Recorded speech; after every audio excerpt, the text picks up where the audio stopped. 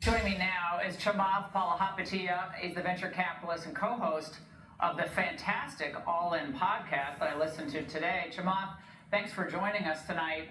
Now, even the Chinese economists are admitting that the tariffs are going to hurt China a lot more than the United States. One of their major economists saying the impact on China is mainly that Chinese products have nowhere to go.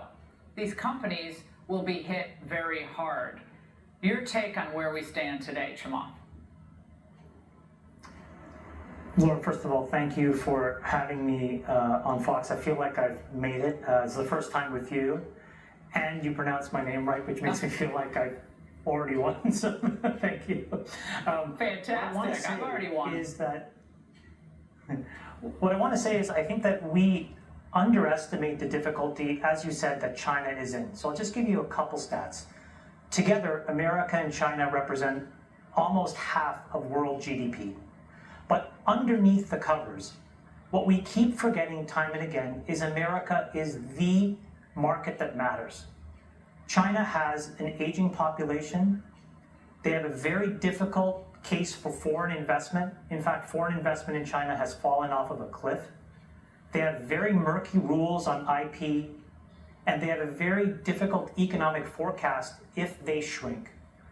And so when you look at the China case, they're in a worse position than we are, which is why they have to sort of come to the negotiating table now and figure out some reasonable thing. And I think this is what President Trump was alluding to when he said they want to come to the table and they don't quite know how. Now, Chamath, Biden's old Treasury Secretary was on television today and not happy at all with Trump's recent moves. Watch this. This is the worst self-inflicted wound that I have ever seen an administration impose on a well-functioning economy. We have enormous, almost prohibitive tariffs on China, which is one of our most important sources of imports. Yellen's yelling. Your response, well, she's not really yelling, but so is a very well-functioning economy, Chamath. That's what Biden left us. When the history books are written, I think we will look back at the period of the Biden administration, and I think there will be two unequivocal observations. One was that he was in mental decline and he was not really running the country.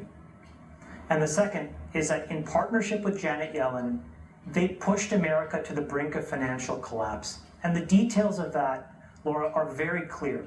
The amount of debt that they created and issued, the amount of short-term obligations that they created for the US Treasury are frankly unconscionable.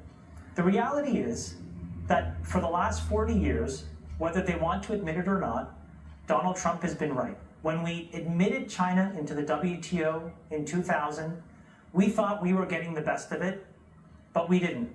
We did a very bad deal, and they won overwhelmingly. Then, 20 years later, right at the beginning of COVID, we realized yet again how fragile the United States was, how incapable we were of resiliently protecting ourselves and taking care of our own interests. And so at the end of the day, the most important thing that we need to remember is there are 4 areas that matter. Everything else is debatable, but the 4 that are undebatable. Number 1 is AI. Number 2 is energy. Number 3 are batteries and rare earths. And number 4 is pharmaceuticals. And the reason is, if we can take care of those 4 areas, we will do so much for protecting Americans and building a great economy. And the thing is, the president has been onto this for much longer than the rest of us. And I think what you're hearing from the establishment is an inability to just acknowledge that he was right, they were wrong, and to course correct. So they wrecked it and he's trying to fix it? Well, I think the thing is that the global elite have deeply benefited from a 20-year regime of taking jobs and moving them anywhere in the world that allowed you to optimize for profit, number 1. It benefited from an economic regime of low volatility where you could keep interest rates effectively at 0 for quasi-forever. And the reality now is that what they see is an inability to create and scaremonger the White House into economic policy. And I think that this is very troublesome for them because they've been able to control from Wall Street or from London or from these other places how governments behave.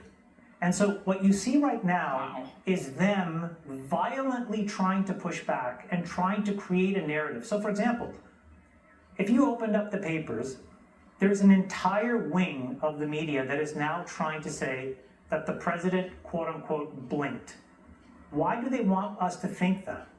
I think they want us to think that because they want to believe that they can talk about the stock market and then affect policy every 5 and 10 minutes. But I just want everybody to realize the stock market is back to where it was in May 26th of 2024. By no means is this a crash.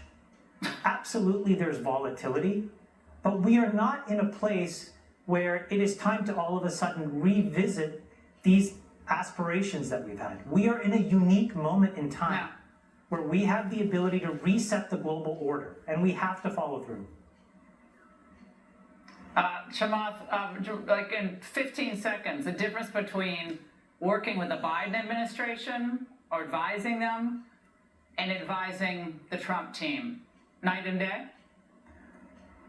Night and day. In all of those 4 critical areas, I've started companies, I've invested an enormous amount of money. They've never cared to understand what's happening on the ground. The Trump administration is different. Even when we disagree, they want to know. Because it is the most important job in the world, what they do, and they're trying to collect as many opinions and come to the rational answer. And I really applaud them for that. Chamath, it's so great to have you on, and you have enormous amount of courage from Silicon Valley and your own evolution politically.